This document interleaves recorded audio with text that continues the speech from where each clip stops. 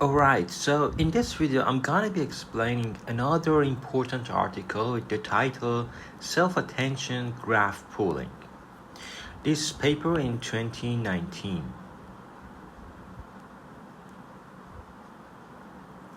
Advanced methods for applying deep learning to structured data such as graphs have been proposed in recent years.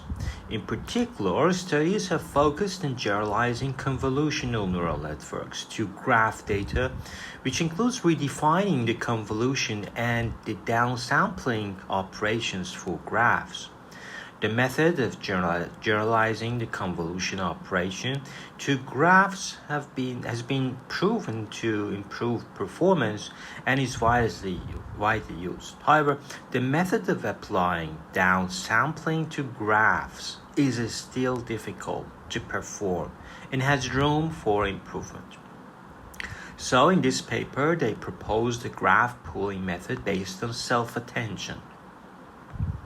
Self-attention using graph convolution allows our pooling method to consider both node features and graph topology. To ensure a fair comparison, the same training procedures and model architectures were used for the existing pooling methods and our method. So the experimental results demonstrate that our method achieves superior graph classification performance on the benchmark datasets using a reasonable number of parameters.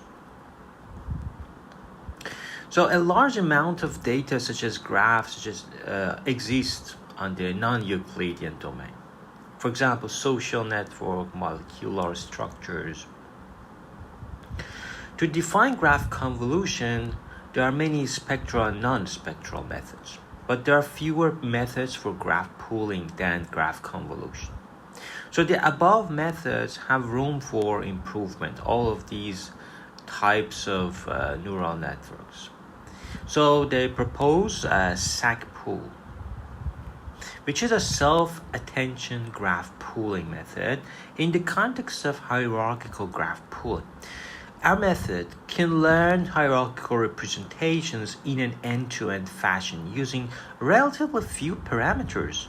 The self-attention mechanism is exploited to distinguish between nodes that should be dropped and the nodes that should be retained.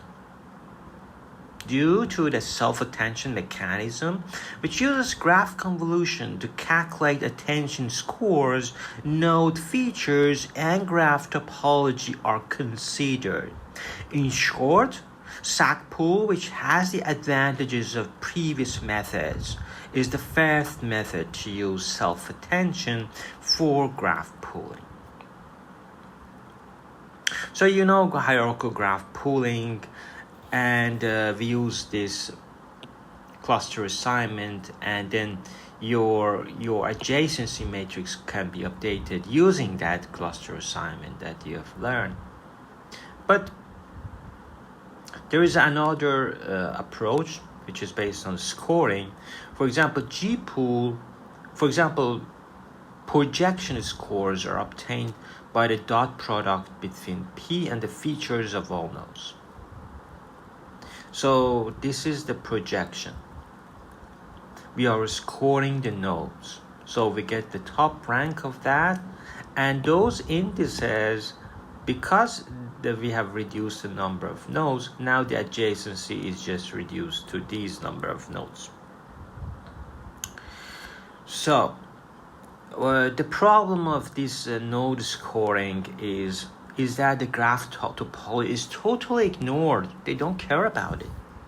To further improve graph pooling, we propose SAC pool, which can use features and topology to yield hierarchical representations with a reasonable complexity of time and space.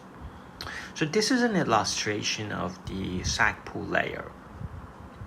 You go convolution and then top rank selection, but here we have attention mask.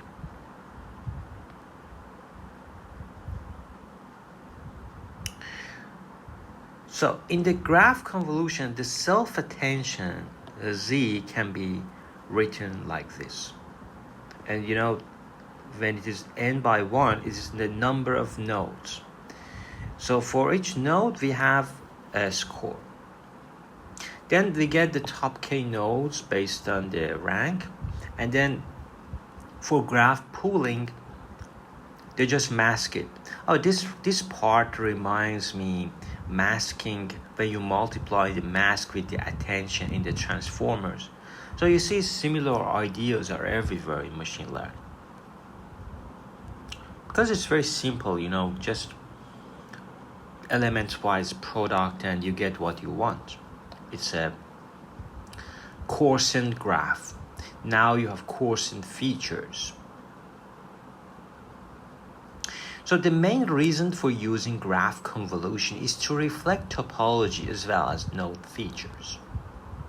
Various formulas of graph neural networks can be substituted in equation 3.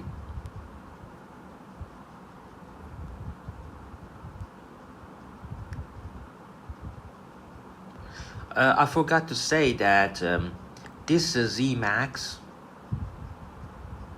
is the feature attention mask.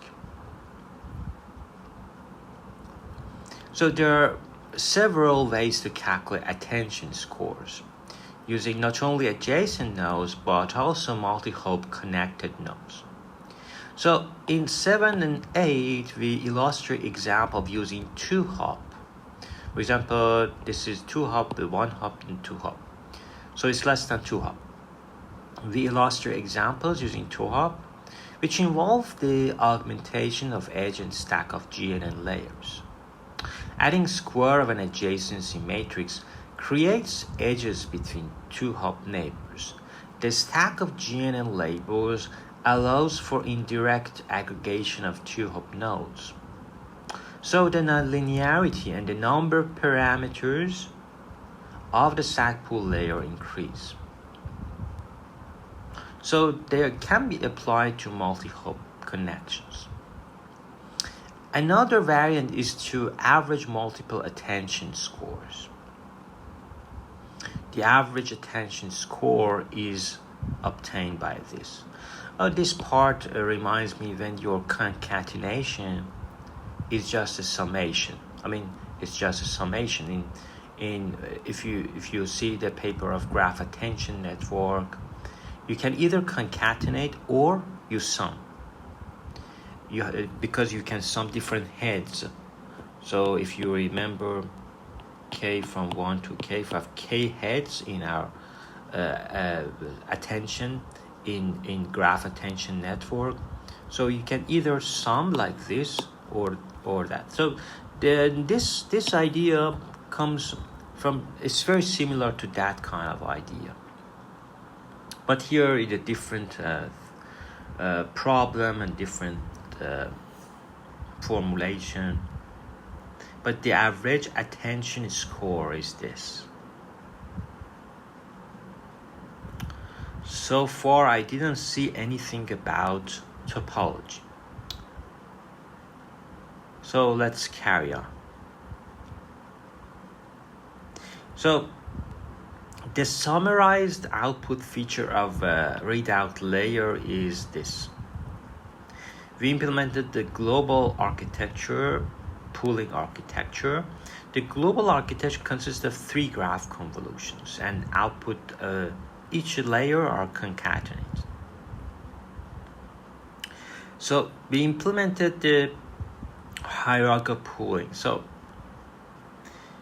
first we do convolution, then pooling, convolution, then pooling. This repeats several times until, and each time we take a readout, because these are good representations.